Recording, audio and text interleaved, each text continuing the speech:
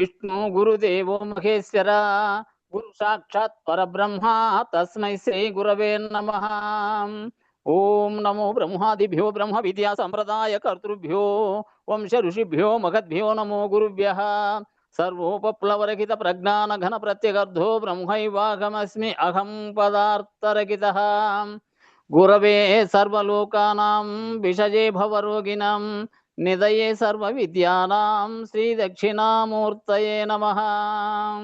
బృహద్వాసిష్ట సిద్ధాంతం పూర్ణబోధోపదేశికాం వెంకటేశ్వర యోగేంద్రం సద్గురుభ్యో నమో నమః. ఆత్మానాత్మమతీతమనిశం కేవలాత్మోపదేశికాం వేముల రామయార్య యోగేంద్రం సద్గురుభ్యో నమో నమః. క్షరాక్షరమతీతంచ అచల పూర్ణోపదేశికాం శ్రీ పూర్ణానంద పుల్లయార్య సద్గురుభ్యో నమో నమః. ద్వయాత్మరకిత సిద్ధాంతం పరమపురుష ప్రబోధకాం శ్రీ వివేకానంద సుబ్బయార్య సద్గురుభ్యో నమో నమః. అస్మద్గురు సమారంభం కృష్ణ సాందీప మధ్యమాం ఓంకార పీఠ పర్యంతం వందే గురు పరంపరం. జై సద్గురు ప్రభు మహారాజుకు జై, గురు పరంపరముకు జై.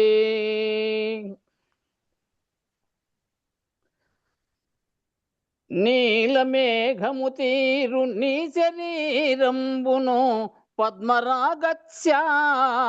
పదయుగములు పన్నగేంద్రుని సమబాకు దండంబులు సింహ మధ్యమును హాసించు నడుము తిల పుష్పమును బోలు తీరైన నాసికం బొప్పు విద్రుమస్కాంతియోష్టములను కమలంబులను మించు విమల నేత్రంబులు పున్నమ చంద్రుని బోలు మోము మదన శతకోటి సుందరమైన చక్కదనము వర్ణింప బ్రహ్మకు తరముగాదు. రమ్య గుణధామ భద్రాద్రి రామ పరశురామ నరసింహదాస సంరక్షితాహ్వా.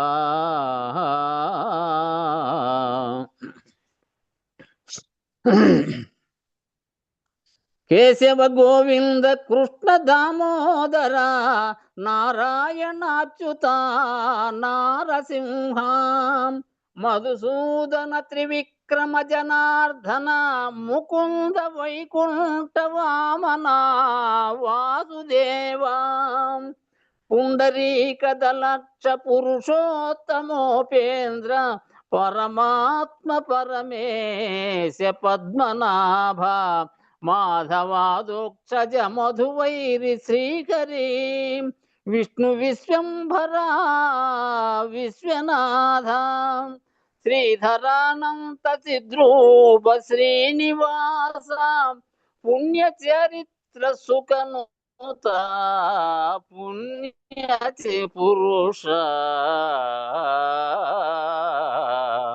రమ్య గుణధామ భద్రాద్రి రామ పరశురామ నరసింహదాస సంరక్షితాహ్వా.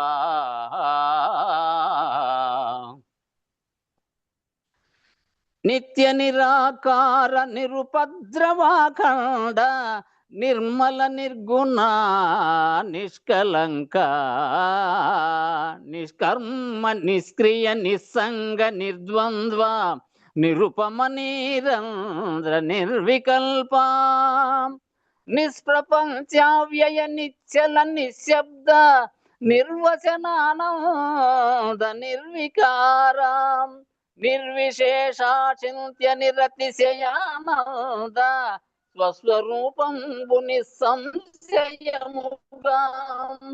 వారిజాసన కైలాసవాస వాసవాదులకునైన వర్ణింపనలవిగాదు.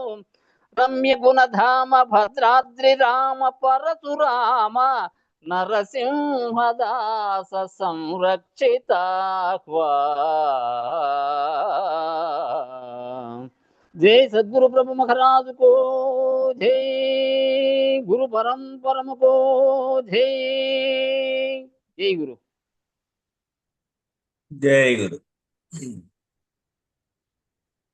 నిన్న 145వ పేజీలో పూర్తిగా ఆనందంగా ఆ స్థితిని అనుభవిస్తూ అనుభవిస్తూ కొంతకాలానికి దాంట్లో నుంచి మరలా స్పందన చేత బయటకు రావడం జరుగుతుంది. అంతవరకు జరిగింది. స్పందన చేత బయటకు రావడం జరుగుతుంది.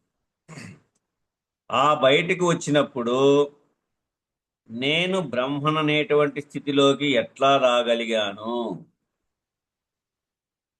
పూర్తిగా ఆనందంగా ఆ స్థితిని అనుభవిస్తూ కొంతకాలానికి దాంట్లో నుంచి మరలా స్పందన చేత బయటకు రావడం జరుగుతుంది. ఆ బయటికి వచ్చినప్పుడు నేను బ్రహ్మన్ అనేటువంటి స్థితిలోకి ఎట్లా రాగలిగాను అనేది ప్రశ్న. ఈ స్థితిలోకి నేను ఎట్లా చేరగలిగాను? ఆ బయటకు వచ్చినప్పుడు ఈ స్థితిలోకి నేను ఎట్లా చేరగలిగాను అనేటటువంటి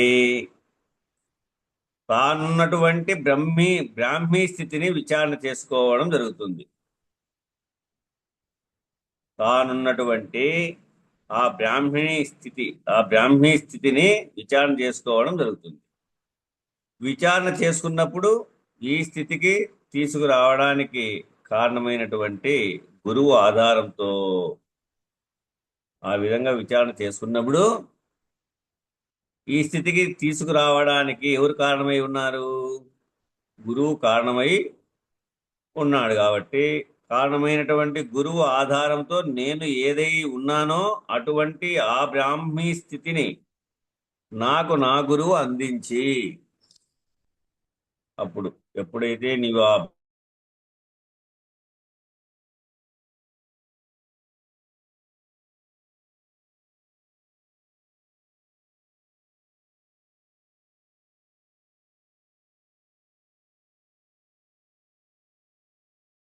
గురువు ఆధారంతో నేను ఏదై ఉన్నానో అటువంటి ఆ బ్రహ్మీ స్థితిని నాకు నా గురువు అందించి ఆ స్థితిని నాకు అనుభవింపజేశారు అనేటటువంటిది నీకు తెలియబడుతుంది. అప్పుడు ఏ రూపంగా నాకు ఇది ఏర్పడింది అంటే కారణ గురువు చేత నాకు ఇది ఏర్పడింది అనేటువంటి స్థితి నీకు అప్పుడు ఏర్పడుతుంది.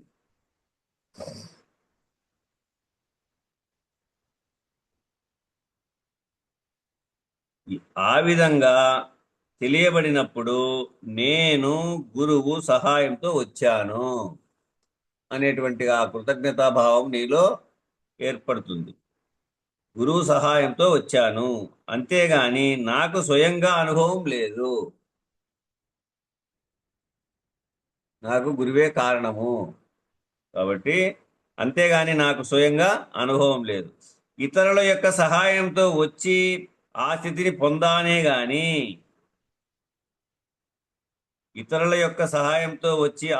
పొందానే గాని నేను నా సొంతంగా ఆ అనుభవంలోకి రాలేదు కదా.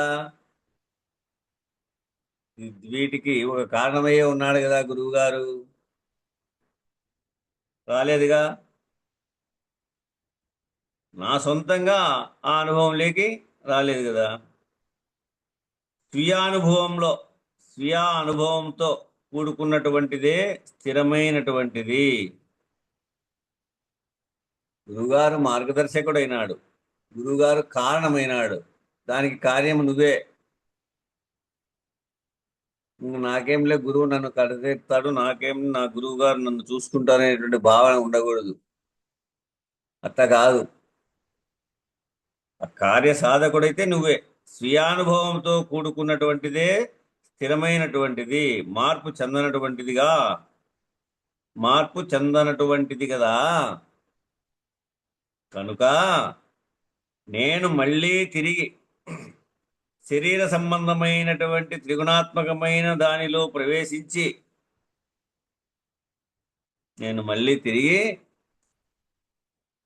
శరీర సంబంధమైన త్రిగుణాత్మకమైనటువంటి దానిలో ప్రవేశించి దానికి అధిష్టానంగా ఉండి త్రిగుణాల్ని వేరుపరుచుకొని, ఆ మూడు గుణాలను బాగా వేరుపరుచుకొని నేనైన బ్రహ్మభావనలోను వెష్టిలోనున్న ఆత్మభావనలోను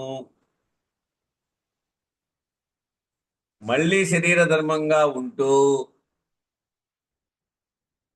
త్రిగుణాత్మకమైన కర్మ వలన ప్రేరితము కాకుండా ఎట్లా వచ్చాడు అంటే ఆ పరధ్యాన స్థితికి, ఆ ధ్యాన స్థితిలో ఉండిపోయి వాటిని అన్నిటినీ పిపీలక మార్గంలో అనుభవించి, ఆ అనుభవించినటువంటి నుంచి గురువు కారణం చేత మేల్కొన్న తర్వాత తిరిగి బాహ్య ప్రపంచంలోకి నేనైనటువంటి బ్రహ్మభావనలోను, వెష్టిలోనున్న ఆత్మభావనలోను మళ్ళీ శరీర ధర్మంగా ఉంటూ, అంటే పూర్ణాధికారి అయి పూర్ణ విద్యాస్వరూపుడై తన్ను తాను తరింపజేసుకునేది గాక నలగరిని తరింపజేసేటువంటి స్థాయికి వచ్చినటువంటి వాడై ఈ విధంగా ధర్మంగా ఉంటూ త్రిగుణాత్మకమైన ఆ కర్మ వలన ప్రేరేపితము కాకుండా, ఈ మూడు గుణాలకు ప్రేరేపణ కాకోకుండా, ఇది సాత్విక రజో తమో గుణములు. తమో గుణమేమో ఇనుప సంఖ్యలు, రజోగుణమేమో వెండి సంఖ్యలు, సాత్విక గుణమేమో బంగారు సంఖ్యలు. సంఖ్యలు ఏవైనా సంఖ్యలే, ఏవైనా బంధంలో కట్టేయబడతాయి. కాబట్టి ఈ త్రిగుణాత్మకమైనటువంటి కర్మ వలన ప్రేరేపితం కాకోకుండా, ఆ సంఖ్యలు బంధింపబడుకోకుండా, కర్మని త్రిగుణాల్ని అధిగమించి చేసేటువంటి కర్మ చేస్తూ ఉన్నాడు. కర్మ కానీ ఎట్లా చేస్తున్నాడు? కర్తృత్వరహిత కర్మాచరణగా చేస్తున్నాడు. కర్తృత్వం లేనటువంటి చేస్తూ ఉన్నా కర్తృత్వం లేదు. అట్లా కర్తృత్వ రహిత కర్మాచరణగా కర్మని త్రిగుణాల్ని అధిగమించి వాటి ద్వారా నేనైనటువంటి బ్రహ్మగా, ఆత్మగా బ్రహ్మ పదార్థంలోకి చేరి స్వయంగా పరిణామం చెందుతూ ప్రయాణం చేసి గురువు ఏ స్థానంలోకి తీసుకువచ్చి విడిచారో, ఆ పూర్ణాధికారిని గురువుగారు ఏ స్థానంలోకి తీసుకొచ్చి విడిచారో ఆ స్థానంలోకి నేను స్వయంగా తిరిగి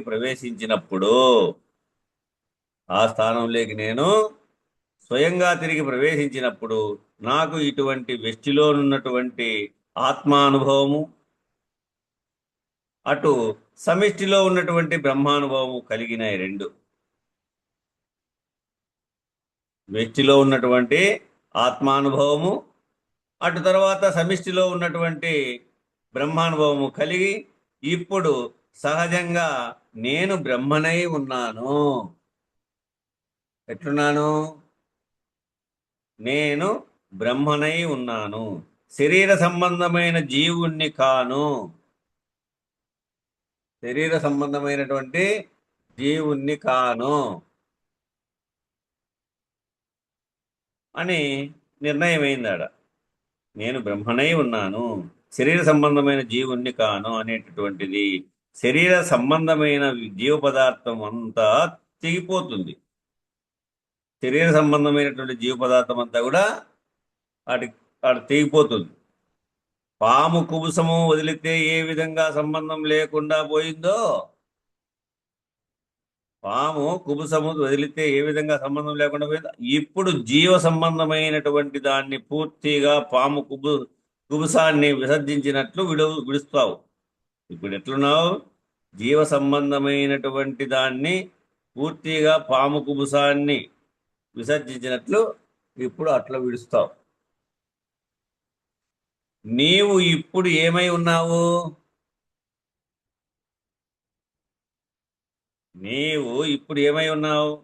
జీవన్ముక్తుడవై ఉన్నావు. అప్పుడు పూర్తి విచారణ చేసుకుంటూ వచ్చి 4 తరగతులు చదివి వార్తిక్యము తెలియబడి జీవన్ముక్తి ప్రకాశిక అనేటువంటి గ్రంథం కూడా మనకు విశ్వదేశిక ప్రభువులు అందించారు. జీవన్ముక్తి ప్రకాశిక. అట్లా వాటిని విచారిస్తే నీవు ఇప్పుడు ఏమై ఉన్నావు? జీవన్ముక్తుడవై ఉన్నావు. జీవన్ముక్తుడవయ్యావు గాని ఇప్పుడు దేనిలో ప్రవేశించావు? జీవన్ముక్తుడవై పూర్తి నువ్వు ఏమి తెలియబడాలో అదంతా తెలియబడుతూ వచ్చినావు, పూర్ణస్థితిని పొందినావు. నేను బ్రహ్మనై ఉన్నాను అనేటువంటి స్థితి నీకు ఏర్పడింది. ఆ బ్రహ్మాకార వృత్తిని పొందినావు, స్వస్వరూప స్థితిని పొందినావు. ఇప్పుడు దేనిలో ప్రవేశించినావు? బ్రహ్మగా ఉన్నావు. ఇప్పుడు బ్రహ్మగా ఉన్నటువంటి నీవు బ్రహ్మగా జీవించడానికి ఏం చేస్తున్నావు? బ్రహ్మగా ఉన్నటువంటి నీవు బ్రహ్మాకార వృత్తిని పొందినావు. నేను బ్రహ్మనైతినేటువంటి నిర్ణయానికి వచ్చినావు. మరి బ్రహ్మగా ఉండి ఇప్పుడు నీవు ఏం చేస్తున్నావు? బ్రహ్మగా జీవించడానికి నువ్వు ఏం చేస్తున్నావు అంటే విశ్వమైన దాన్ని సృజించావు. విశ్వమైనటువంటి దాన్ని సృజించావు. ఆ విశ్వాన్ని సృజించుకుని విశ్వమనే కుటుంబంతో తాదాత్మ్యం చెంది ఆ విశ్వాన్ని కూడా సృజించుకొని విశ్వం అనేటువంటి కుటుంబంతో తాదాత్మ్యం చెంది దానిలో మళ్ళీ జీవిస్తూ దానిలో కూడా సుఖదుఖాలు ఉన్నాయని, అది కూడా జనన మరణాలకి హేతువైనటువంటిదని తెలుసుకుంటుంది. బ్రహ్మాకార వృత్తి స్థితిలో ఉండి స్వస్వరూప స్థితిని పొందినా కూడా ఓహో ఇది కూడా విశ్వం అనేటువంటి కుటుంబంతో తాదాత్మ్యం చెందింది, దానిలో మళ్ళీ జీవిస్తూ దానిలో కూడా సుఖదుఖాలు ఉన్నాయి, అది కూడా మళ్ళా జనన మరణానికి హేతువై ఉంది, ఇది కూడా పోవాలి అనే ప్రశ్న కలిగింది. ఇది కూడా రాకడ పోకడ కలిగినటువంటి స్థితిలో ఉంది. ఇది అనేకంగా ఉండేదేమో ఏకంగా అయింది. అనేకం ఏకం భవతిగా వచ్చింది. కరెక్టే, ఏకంగా ఉంది, అది ఒక్కటే. కానీ ఇది మళ్ళీ ద్వంద్వం చెందేటువంటి మార్గం ఉంది దీనికి. ఇది చెలిస్తే మళ్ళా ఆకార ఉకార మకారముల చేత ఓంకారమై ప్రణవాక్షరమై ఆ ఏకం అనేకంగా మళ్ళా వచ్చేటువంటి మార్గం దీంట్లో ఉంది. కాబట్టి ఇది కూడా మళ్ళీ జనన మరణానికి హేతువైనటువంటి ఇదని తెలుసుకున్నాం. ఆ ఒక్కటి లేకపోవలే. అక్కడ జీవభావంగా ఉండి కర్మ ప్రేరితంగా జననమరణ హేతువుగా ఉన్న జీవుడుగా ఆత్మబ్రహ్మపరంగా వస్తే జననమరణ రాహిత్యమని ఎలా ఏ గోళ లేదని భావంలో అవధూత్ తాత సికింద్రాబాదులో సీతాఫలం మండిలో ఉన్నప్పుడు దగ్గరగా దత్తాత్రేయ పీఠం ఉన్నదంట. వాటికి దగ్గరగా సీతాఫలం మండి ఆశ్రమానికి దగ్గరగా దత్తాత్రేయ పీఠం ఉన్నదంట.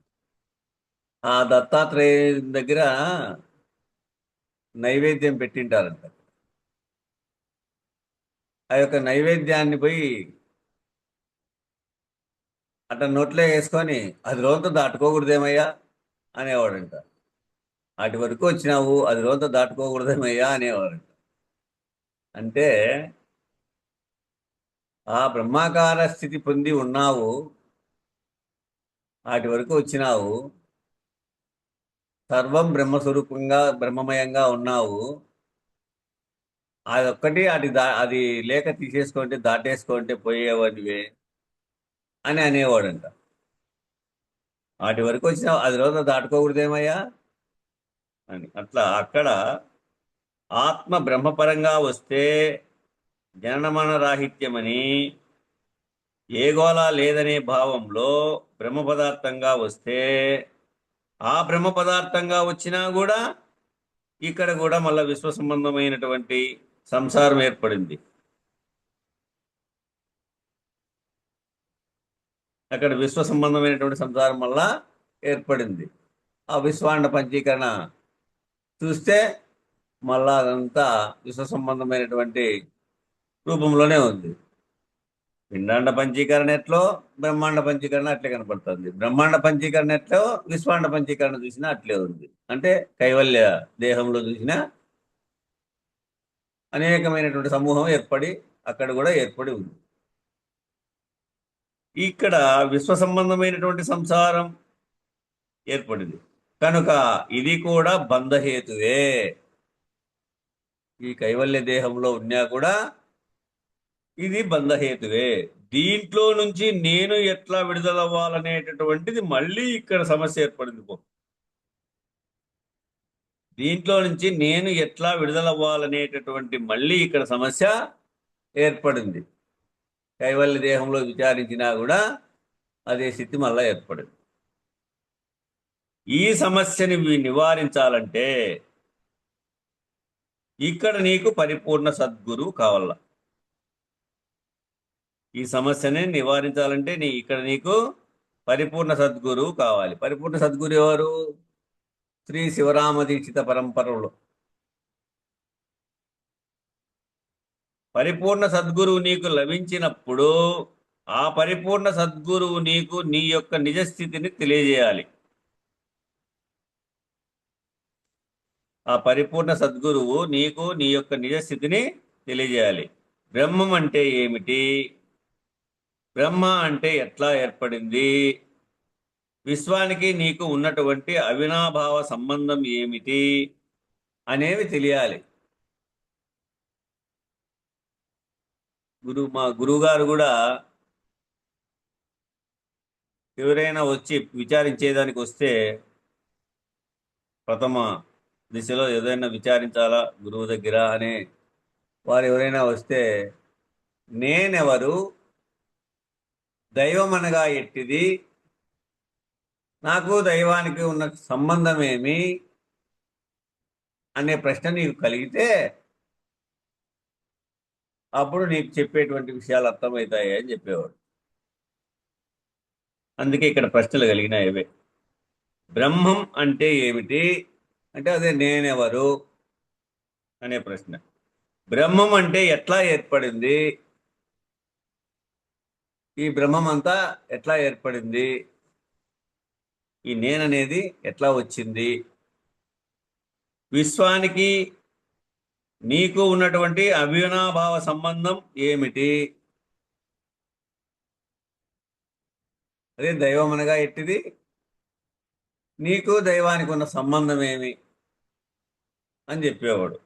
దానికి కరెక్ట్గా సరిపోయే పదంగా విశ్వానికి నీకు ఉన్నటువంటి అవినాభావ సంబంధం ఏమిటి అనేవి తెలియాలి. అవి ప్రశ్నలు గుర్తుపెట్టుకొని ఆ ప్రశ్నలకు సమాధానంగా మనము తెలియబడుతూ పోతున్నామా లేదా అనేది మనకు కలగాల. ఆ అవినాభావ సంబంధంలో బంధించబడి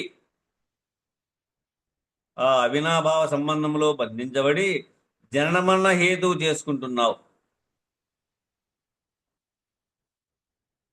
కనుక దానిలో నీవు ఎట్లా జీవుడుగా ఉండి ఆత్మగా నీవు ఎట్లా ఏ విధంగా సంబంధం లేకుండా విలక్షణంగా ఉండి ఏ విధంగా బ్రహ్మ పదార్థాన్ని చేరావో అట్లాగే దానిలో నీవు ఎట్లా జీవుడుగా ఉన్నావు ఫస్ట్ మొట్టమొదట అదే పిండాండము. తర్వాత ఆత్మగా నీవు ఎట్లా ఏ విధంగా సంబంధం లేకుండా విలక్షణంగా ఉండేవు అదే జీవుడుగా ఉండేదేమో పిండాండం. ఆత్మగా నీవు ఎట్లా ఏ విధంగా సంబంధం లేకుండా విలక్షణంగా ఉన్నావో అదేమో బ్రహ్మాండం.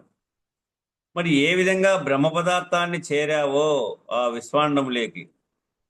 విశ్వాండంలో ఏ విధముగా బ్రహ్మ పదార్థాన్ని చేరావో అట్లాగే నీవు ఈ విశ్వ సంబంధమైనటువంటి బ్రహ్మ సంబంధమైన పంచీకరణ ద్వారా విశ్వ సంబంధమైనటువంటిది కైవల్య దేహంలో 5వదిగా ఉంటుంది పంచీకరణలో. అది ఈ విశ్వ సంబంధమైనటువంటి బ్రహ్మ సంబంధమైన పంచీకరణ ద్వారా దానికి నీకు ఉన్నటువంటి అవినాభావ సంబంధం నుండి వేరుపడి అధిగమించాల. అదే అధిగచ్చతి. దానికి నీకు ఉన్నటువంటి అవినాభావ సంబంధం నుండి వేరుపడి అధిగమించాలి. ఇప్పుడు విశ్వ సంబంధంగా విలక్షణంగా ఉండి ఇప్పుడు ఎట్టున్నావు? విశ్వ సంబంధంగా విలక్షణంగా ఉండి విశ్వ సంబంధమైన కర్మలు చేస్తూ కర్మ ప్రతిఫలాలను అనుభవించకుండా ఉంటూ ఆ కర్మ యొక్క ప్రతిఫలాలను అనుభవంలోకి లేకుండా అది మూట కట్టేది లేకుండా అనుభవించకుండా ఉంటూ బంధరహితంగా ఉంటూ ఎట్లా కర్తృత్వరహిత కర్మాచరణగా బంధము లేకోకుండా బంధరహితంగా ఉంటూ అక్కడ జనన మరణ హేతువులు కానీ అక్కడ జనన మరణ హేతువు కాని విధంగా కర్మలు చేస్తూ మళ్ళీ జన్మకు అనుభవించేటువంటి మూట కట్టుకోకుండా జనన మరణ హేతువు కాని విధంగా కర్మలు చేస్తూ గమ్యం చేరడానికి ప్రయాణం చేయడం జరుగుతూ ఉంది. గమ్యం చేసేటువంటి ప్రయాణం ఇది.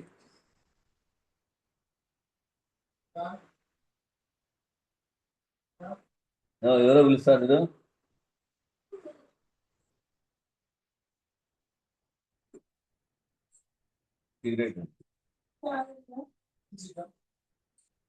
ఈ విధంగా బంధరహితంగా ఉంటూ అక్కడ జనన మరణ హేతువు కాని విధంగా కర్మలు చేస్తూ గమ్యం చేరడానికి ప్రయాణం చేయడం జరుగుతుంది. కనుక దానికి జన్మరాహిత్యం కావాలన్నప్పుడు దీనికి ఈ బ్రహ్మకి ఆధారం ఏదై ఉన్నది, దానికి జన్మరాహిత్యం కావాలన్నప్పుడు దీనికి ఈ బ్రహ్మకి ఆధారం ఏదై ఉన్నది, ఆ లక్ష్యం ఏమిటి అని విచారణ చేయాలి. ఈ విశ్వాండంలో ఆ కైవల్య దేహంలో ఆ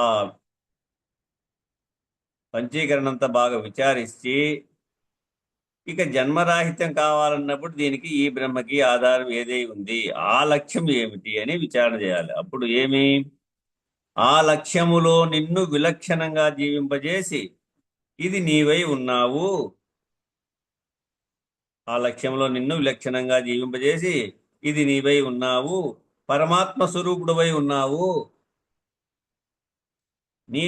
నీ లక్ష్యం అది అని సద్గురువు తెలియజేస్తాడు. నీ లక్ష్యం అది అని సద్గురువు తెలియజేస్తాడు. పరబ్రహ్మ స్వరూపంలో నుంచి ఎట్లా ఉండాలి, నువ్వు పరబ్రహ్మ స్వరూపంలో నుంచి నీవు ఆ పరమాత్మ స్వరూపంలో ఏ అనుభవము లేకపోయేసరికి, పరబ్రహ్మ స్వరూపంలో నుంచి నీవు ఆ పరమాత్మ స్వరూపంలో ఏ అనుభవము లేకపోయేసరికి సరైనటువంటి అనుభవం కోసము బ్రహ్మగా ఉండి కూడా, ఆ సరైనటువంటి అనుభవం కోసం నువ్వు ఆడ బ్రహ్మగా ఉండి కూడా ఏ సుఖ దుఃఖాలు లేకుండా ఉండేటటువంటి, ఏ అనుభవము లేకుండా ఉన్నటువంటి స్థితిలో, ఏ అనుభవం లేకుండా ఉన్నటువంటి స్థితిలో అప్పుడు ఇంకా ఉపాధిపరమైనటువంటి వాటిలోకి, ఇంకా ఉపాధిపరమైనటువంటి వాటిలోకి త్రిగుణాత్మకంగా నీవు ప్రవేశించి త్రిగుణాత్మకమైనటువంటి శరీరంలో సంబంధం పెట్టుకొని త్రిగుణాలతో ప్రేరేపింపబడి సుఖదుఖాలతో జనన మరణ హేతువుగా ఉన్నటువంటి స్థితి అంతా ఆ గురువు నీకు తెలియజేస్తాడు.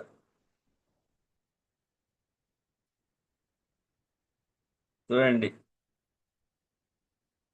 నీ సద్గురువు తెలియజేస్తాడు. ఏ విషయాన్ని, పరబ్రహ్మ స్వరూపంలో నుంచి నీవు ఆ పరమాత్మ స్వరూపంలో ఏ అనుభవము లేకపోయేసరికి, పరమాత్మ స్వరూపం ఎక్కడ,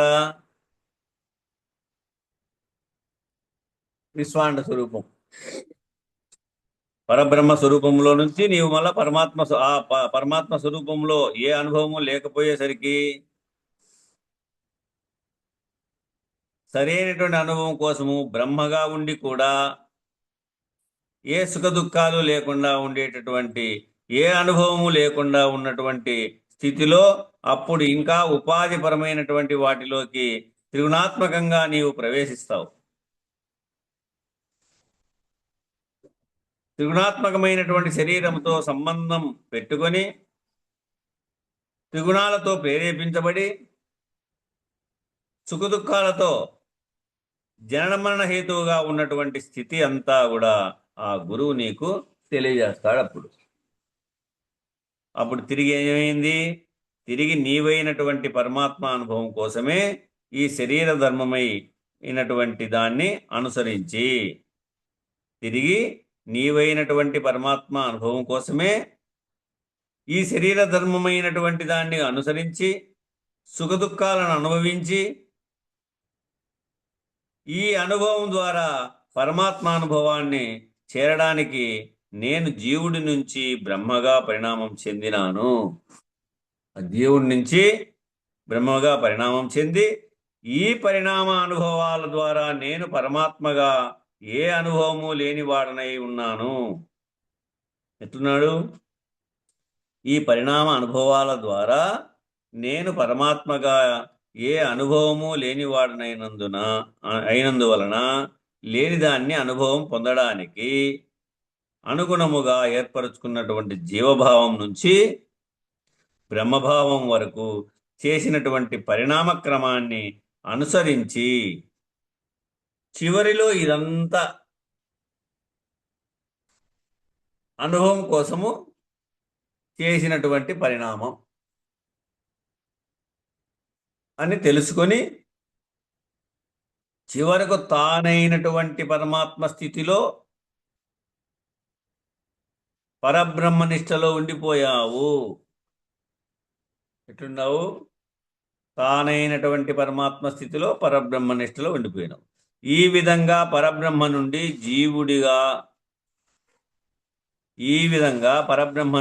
జీవుడి దాకా దిగి వచ్చి తిరిగి పరబ్రహ్మనిష్టలో చేరి ఉండిపోవాలి. తిరిగి పరబ్రహ్మ స్థితిలో ఆ నిష్టలో ఉండిపోవాలి. నువ్వు పూర్తి విద్య అంతా తెలియబడి మళ్ళీ బాహ్య ప్రపంచంలోకి పూర్ణాధికారివై వచ్చి ఈ విధంగా మళ్ళా కింది వరకు విచారణ తెలియబడి ఆ స్థితిలోనే తిరిగి పరబ్రహ్మనిష్టలోనే చేరి ఉండిపోవాలా అనే విధంగా తెలియపరిచాడు. తర్వాత జన్మ రాహిత్యం కలగాలి. ఇప్పుడు ఆ స్థితిలో ఉండిపోయింది, తిరిగి మళ్ళా ప్రేరేపణ అంతా జరిగింది. ఆ ప్రేరేపణలో పరబ్రహ్మనిష్టలో చేరి ఉండిపోయినావు. ఇప్పుడు జన్మరాహిత్యం జరగాల. ఇప్పుడు శిశువు అడుగుతున్నాడు, ప్రకృతి పనిచేసినప్పుడు ప్రకృతి సంబంధంగా శరీరానుసారముగా పనిచేస్తుంది. ప్రకృతి పనిచేసినప్పుడు ఏముంది? ప్రకృతి సంబంధంగా శరీరానుసారముగా పనిచేస్తుంది. ప్రకృతి సంబంధం అంటే శరీరం నేనని చేయడం. ప్రకృతి సంబంధం అంటే ఈ శరీరం నేనని చేయడం.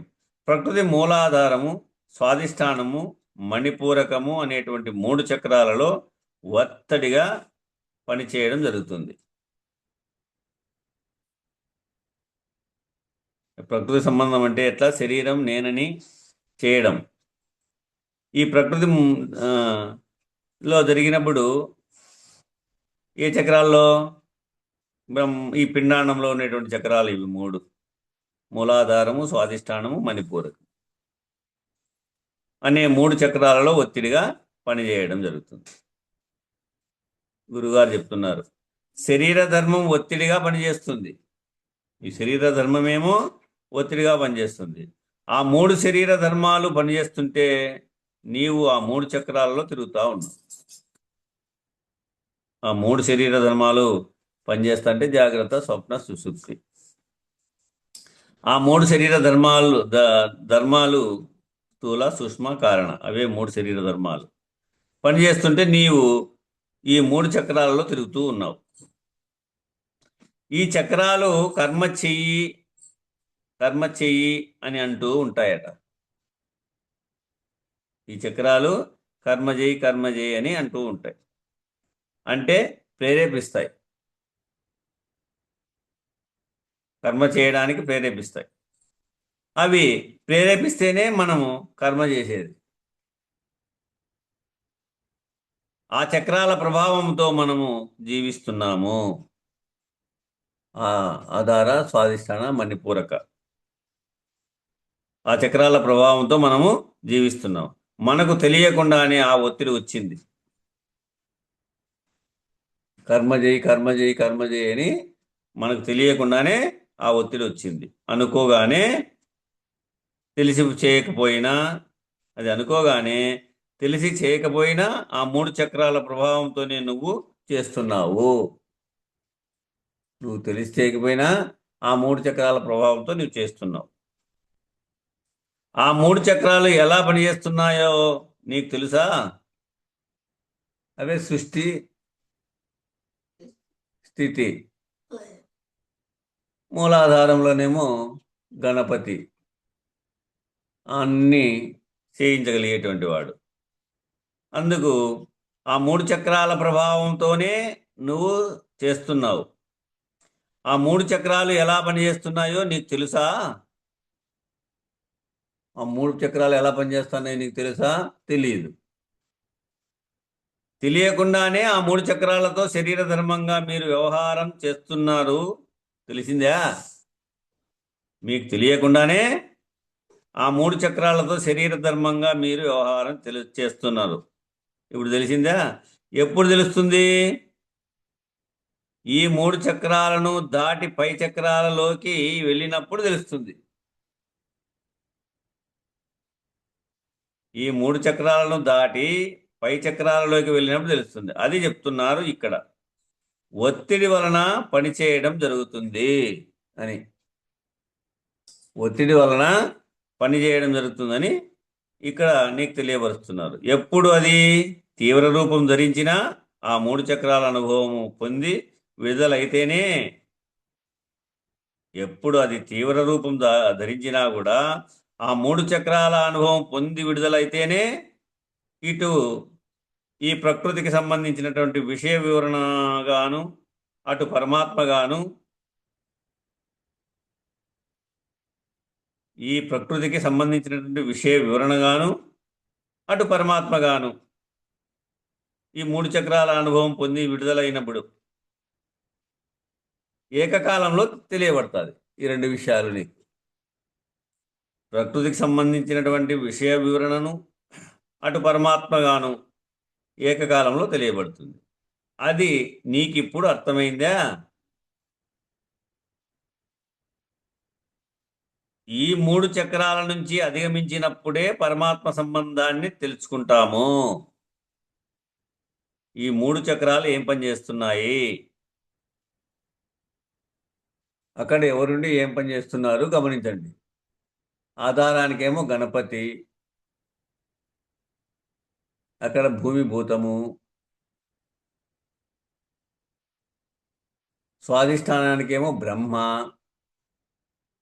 ఆయన చేసే పని ఏమో సృష్టికర్త, అక్కడ జలభూతము. మణిపూరకానికేమో విష్ణువు, ఆయన పాలనకర్త. ఈ 3 చక్రాల నుంచి అధిగమించినప్పుడే సృష్టి, స్థితి. ఈ 3 చక్రాల నుంచి అధిగమించినప్పుడే పరమాత్మ సంబంధాన్ని తెలుసుకుంటాం. ఈ 3 చక్రాలలో పనిచేస్తున్నంతసేపు నీకు పరమాత్మ సంబంధం తెలియబడదు. ఆ ప్రేరేపణలో ఉన్నప్పుడు నీకు పరమాత్మ సంబంధమే తెలియబడదు. ప్రకృతి విషయము, పరమాత్మ సంబంధము అప్రయత్నముగా ఏకకాలంలో తెలియబడడం జరుగుతుంది. నీ ప్రయత్నం లేకనే ప్రకృతి విషయము, పరమాత్మ యొక్క సంబంధము అప్రయత్నంగా, నీ ప్రయత్నం లేకనే ఏకకాలంలో తెలియబడడం జరుగుతుంది. ఈ చక్రాల అనుభవం పొందిన తర్వాత ఏం జరుగుతుందో చెప్తున్నారు. వీటి అనుభవం పొంది విడుదల అయ్యావనుకో, ఈ 3 చక్రాల అనుభవం పొంది విడుదలయ్యావనుకో, ఏకకాలంలో అటు పరమాత్మగా ఇటు జీవాత్మగా ఉంటావు అంతే. ఏకకాలంలోనే అటు పరమాత్మగా ఇటు జీవాత్మగా ఉంటావు.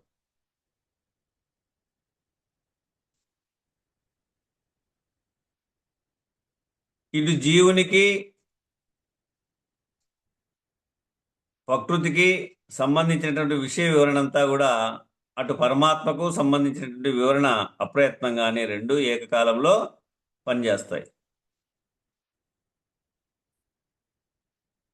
ఇటు జీవునికి ప్రకృతికి సంబంధించినటువంటి విషయ వివరణ, అటు పరమాత్మకు సంబంధించినటువంటి వివరణ అప్రయత్నంగానే రెండు ఏకకాలంలో పనిచేస్తాయి. నీ ప్రయత్నం ఏమీ లేదాడ, ఎందుకంటే అది వదిలేశాం. నీ ప్రయత్నం ఏమీ లేదు, ఎందుకంటే అది వదిలేశాం. ప్రకృతికి సంబంధించినవి ఆటోమేటిక్గా వచ్చేసాయి. ప్రకృతికి సంబంధించినటువంటివి ఆటోమేటిక్గా వచ్చేసినాయి. ప్రకృతికి సంబంధించిన వాటిని వదిలేశాం, ఇక మిగిలింది పరమాత్మ సంబంధమేగా. మళ్ళా కొత్తగా వచ్చింది లేదు. ఇది పోతే అదే ఉన్నది,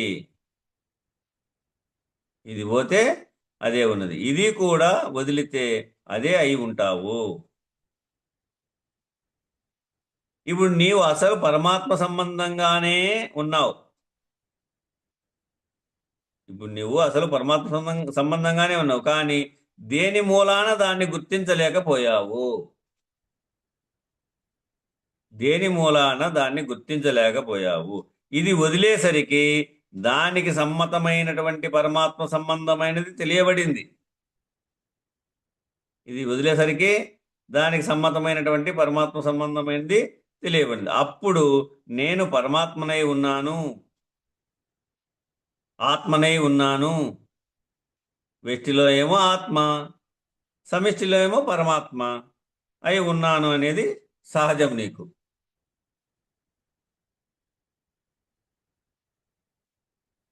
లాంతరు గ్లాసునకు మసిబడితే కాంతి విహీనంగా ఉంటుంది. లాంతరు అంటే లాటిన్. ఆ లాటిన్ గ్లాస్ ఉంటుంది, చూసాము కదా. ఆ లాటిన్ గ్లాసుకు మసి పట్టింది అనుకో, ఒక రాత్రి అంటించినాము, మసి పడుతుంది. మళ్ళా రాత్రికి మళ్ళీ క్లీన్ చేయాల్సిందే అది ఖచ్చితంగా. పేడ తీసుకొచ్చి పేడతో క్లీన్ చేస్తాను. వేరే ఏమిటితో క్లీన్ చేసినా అది గెర్లు పడుతుందని, పేడ అయితే మెత్తగా ఉంటుందని పేడతో క్లీన్ చేసేవాళ్ళు. ఆ లాంతర్ గ్లాసునకు మసి పడితే కాంతి విహీనమై ఉంటుంది. కానీ మరలా మసిపోయేసరికి దాని నుండే మిక్కుటమైనటువంటి కాంతి ప్రసరిస్తుంది. అద్దం అదేగా, అదేమీ మారలేదుగా. ఆ గ్లాస్ ఏమో, ఆ అద్దమేమో అదే, ఆ అద్దమేమో మారలే. అట్లనే ఆత్మ అదే కదా, దానికి ఏదో మసి పట్టింది. ఈ వికారాలతో కూడుకున్నటువంటి మసి ఉంది.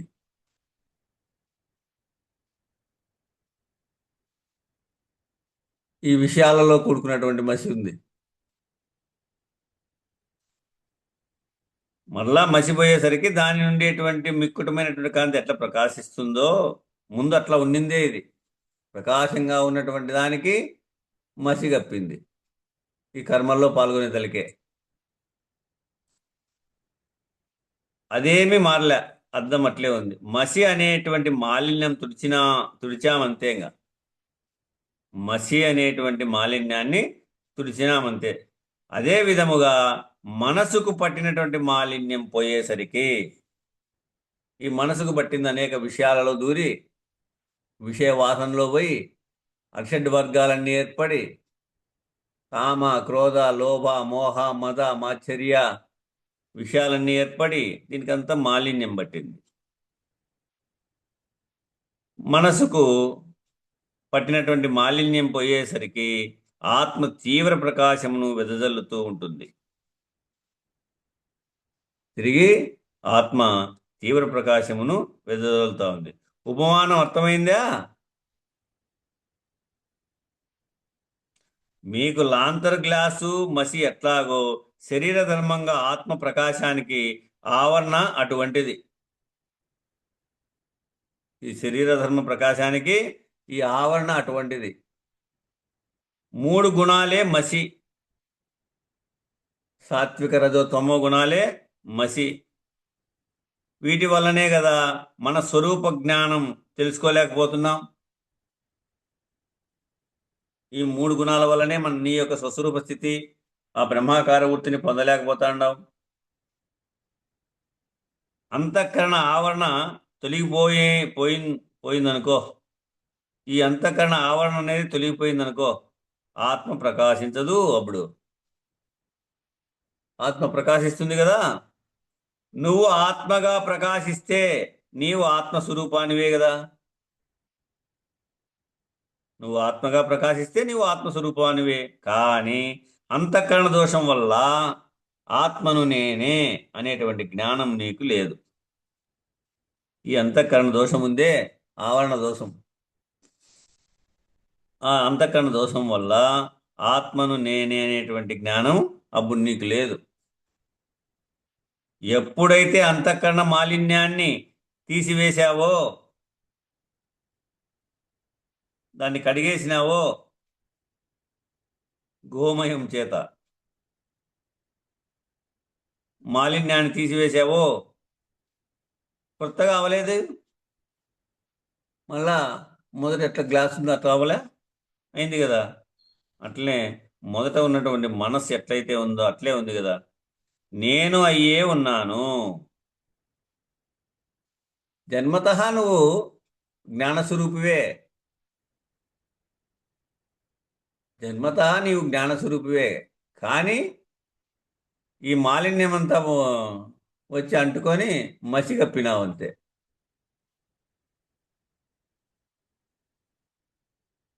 ఎప్పుడైతే అంతఃకరణ మాలిన్యాన్ని తీసివేసేవో కొత్తగా అవలేదు. నేను అయ్యే ఉన్నాను, ఆత్మ అయ్యే ఉన్నాను. ఇప్పుడు కొత్తగా అయింది ఏమీ లేదు.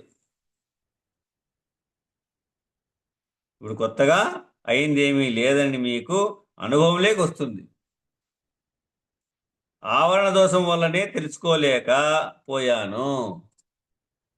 ఆవరణ దోషం వల్లనే తెలుసుకోలేకపోయాను. ఈ అజ్ఞానం చేత మునిగి ఉన్నాను కాబట్టి తెలుసుకోలేకుండా పోయినాను.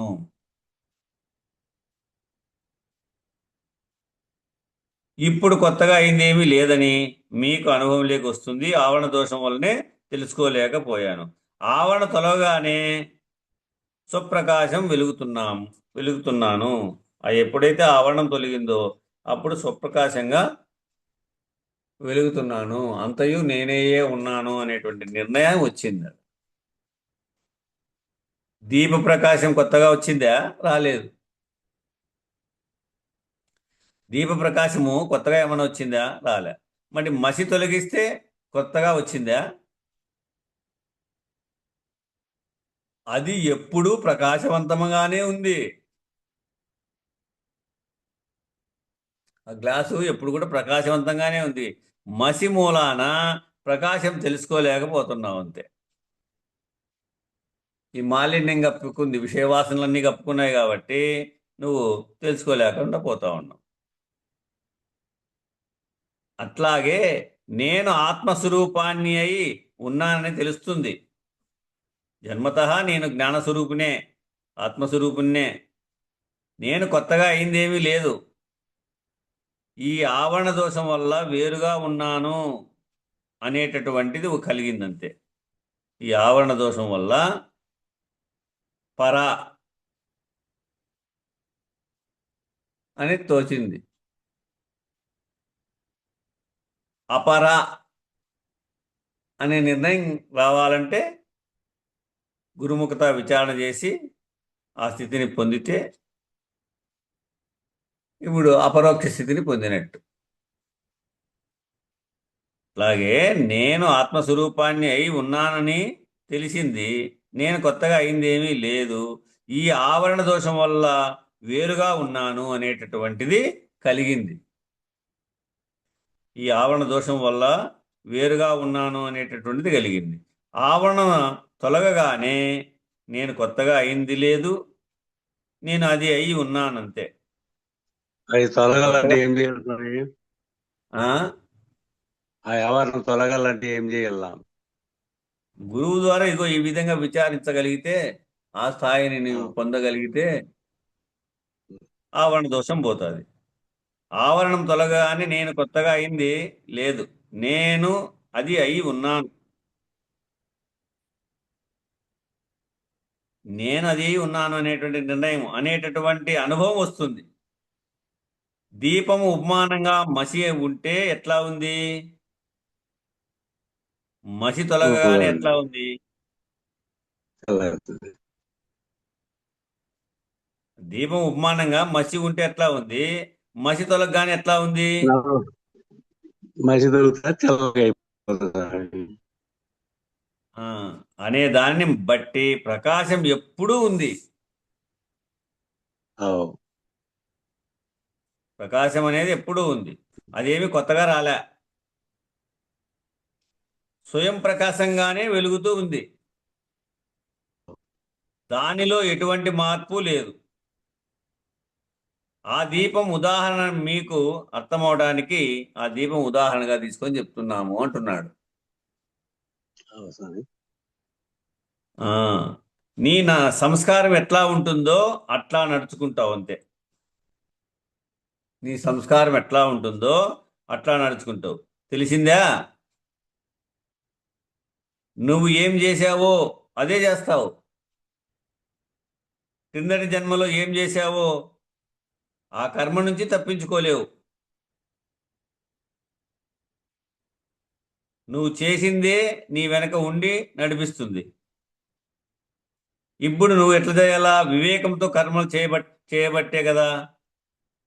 ఇప్పుడు నువ్వు వివేకంతో కర్మలు చేయబట్టే నీ దుష్కర్మలు కాలిపోతూ ఉన్నాయి. సంస్కారాలు కర్మలు రద్దు అవుతున్నాయి. చేసుకున్నటువంటి కర్మలన్నీ ఇప్పుడు రద్దు అవుతా ఉన్నాయి నీకు. అట్లా ఆత్మభావనలో ఉండి ఏది అనుభవిస్తుందో చూడాలి. ఆత్మభావంలో ఉండి అది ఏమి అనుభవిస్తూ ఉందో చూడాలి. ఎప్పుడూ కూడా విషయాల ప్రపంచంలో జీవించేటప్పుడు విషయాలను పట్టించుకోకుండా ఆత్మభావంలో జీవించాలి. ఎప్పుడూ కూడా విషయాల ప్రపంచములో జీవించేటప్పుడు ఈ విషయాలని పట్టించుకోకుండా ఆత్మభావంలోనే జీవించాలి. శరీర ధర్మంగా చేసేటివన్నీ చెయ్యి. అది పూర్వజన్మలో తెచ్చుకున్నటువంటి అనుభవంతో అది చేస్తూ ఉంది. దాని కర్మానుసారంగా ఏమి తెచ్చుకుందో అదే అనుభవిస్తూ ఉంది అనేటువంటి ఆత్మభావంలో నువ్వు జీవించాల. ఆత్మస్వరూపంలో ఉండు.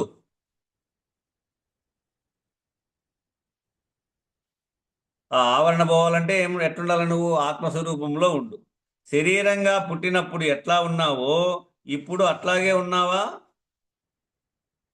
శరీరం పుట్టినప్పుడు ఎట్లాగా ఉన్నావో అట్లాగా ఉన్నావా? ఇప్పుడు నీవు చేసిన కర్మానుసారముగా నీవు ఉంటావు అంతే.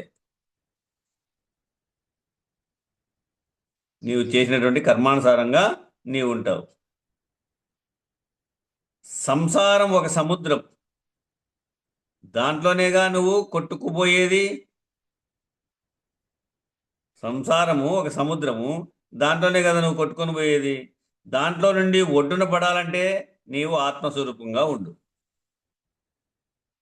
ఆ ఆవరణంలో నుంచి నిరావరణం కావాలంటే ఆ ఆవరణంలో కొట్టుకొని పోతా ఉన్నావు. ఆ ఒడ్డున పడాలంటే నువ్వు ఎట్లుండాలి? ఆత్మస్వరూపంగా ఉండు. శరీర ధర్మం దాని పాటికి అది జరుగుతుంది. నువ్వు ఆత్మభావంగా ఉంటే శరీర ధర్మం దాని పాటికి అది జరిగిపోతుంది. నీకేమీ పట్టదు, నీకేమీ పట్టదు. అంతేనా? అయితే ఈశ్వర ప్రేరణ చేతనే జీవులందరికీ ఎవరెవరి కర్మాల ప్రకారముగా వారికి పంచిపెట్టడం జరిగింది. ఆ ఈశ్వర ప్రేరణ చేతనే జీవులందరికీ కూడా ఎవరి కర్మల ప్రకారముగా వారికి మంచి చేసిన వానికి మంచి జన్మగాను, చెడు చేసిన వానికి చెడు జన్మగాను, వారి కర్మల ప్రకారం వారికి పంచిపెట్టడం జరిగింది. అది ఒక ఖేళి. అది ఒక ఖేళి. ఖేళ అంటే ఏమి? అది వారి యొక్క స్వభావం చేత, స్వశక్తి చేత వాళ్ళు చేసుకున్నటువంటి దాంతోనే వచ్చి అనుభవిస్తూ ఉంది. ఈడ నొప్పి, ఆడ నొప్పి, ఈడ బాధ, ఆడ బాధ అనేటువంటి ఇవన్నీ కర్మానుసారంగా తన పూర్వజన్మ కర్మ ఫల విశేషం చేత చేసినటువంటి విషయాలన్నీ ఈ విధంగానే వస్తున్నాయి. వీటికి కాలం సరిపోయింది. రేపు ఇక్కడి నుంచి విచారించుకుందాం. బులో శ్రీ సద్గురు మహారాజుకి జై. జై శ్రీ వెంకటాంబ సమేత శ్రీ పూర్ణానంద పుల్లయారులకు జై. జై శ్రీ ఇందుగల గురు భక్త మండలికి జై. జై గురు. మంగళం చెప్పండి స్వామి. నిర్వికారాయ సకల నిత్య ముక్తిదాయకాయ నిర్గుణాయ నిర్మలాయ నిత్య మంగళం. సగుణ నిర్గుణ రహితాయ సంకల్పవర్జితాయ సర్వసాక్షతీతునకు సత్యమంగళం. సత్తు చిత్తు సమసిపాయ శత్రు సంహారణాయ వత్తిలేని దీపము నీకిత్తు మంగళం. చేష్టలన్నీ ఉడిగిపాయ చేసేదేమి లేకపాయ శేషమ్మ మనసు మీలో చేరే మంగళం. పరిపూర్ణాయ సకల భవ్య దివ్య రూపాయ పరశురామాయ సీతారామ మంగళం. నిర్వికారాయ సకల నిత్య ముక్తిదాయకాయ నిర్గుణాయ నిర్మలాయ నిత్య మంగళం. మంగళం గురుదేవాయ మహనీయ గుణాత్మనే సర్వలోక శరణ్యాయ సాధు రూపాయ మంగళం. జై సద్గురు ప్రభు మహారాజుకు జై. శ్రీ పూర్ణానంద పుల్లయార్య సద్గురు ప్రభు మహారాజుకు జై. శ్రీ వివేకానంద బండారు సుబ్బయార్య సద్గురు ప్రభు మహారాజుకు జై. గురు పరంపరముకు జై. గురు భక్త మండలికి జై. జై గురు. జై గురు.